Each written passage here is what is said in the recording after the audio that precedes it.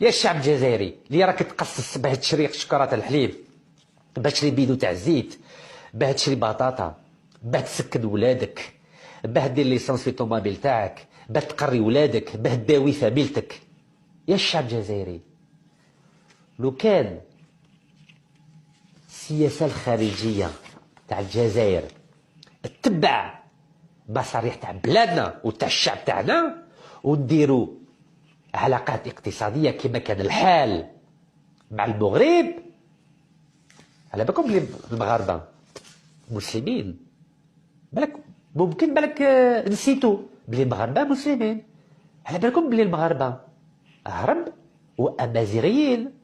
على بالكم بلي المغاربه يهضروا اللهجه الجزائريه العربيه وامازيغيه، اسمهم شلحه. على بالكم بلي محمد الخامس ربي يرحمه، الجد محمد السادس، على بالكم بلي في المغرب في وقت الثوره كانوا 5 أوزينات تاع السلاح. بومدين وين كان في المغرب في وقت الثوره مع بوتفليقه. تعرفوا بوتفليقه شكون اللي كان رئيس تاع الجزائر 20 سنه؟ على بالكم وين زاد بوتفليقه ولا لا؟ بوتفليقه ما زادش في البلاد، زاد في المغرب في اوجده. سمعوا واحد الانسان يسموه بن بله، احمد بن بله. تعرفوا شكون احمد بن بله؟ الرئيس الاول تاع الجزائر. على بالكم باباه وامو شكون؟ بالك ممكن ما نعرفوش. انا تعلمت الصوالح هذو كي دخلت في الساحه السياسيه الجزائريه في 2013.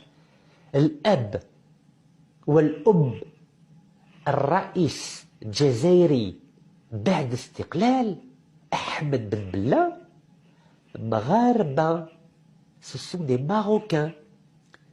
هو زايد في مغنيه بصح مو وباباه وين زايدين؟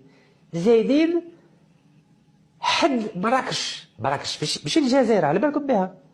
مراكش جايه في المغرب.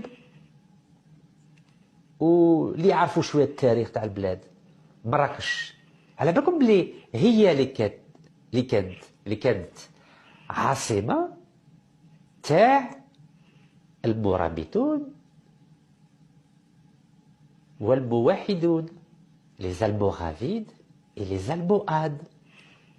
عارفوا شكون هذو الناس؟ هما اللي كانوا حاكمين في المغرب في الصحراء الغربية.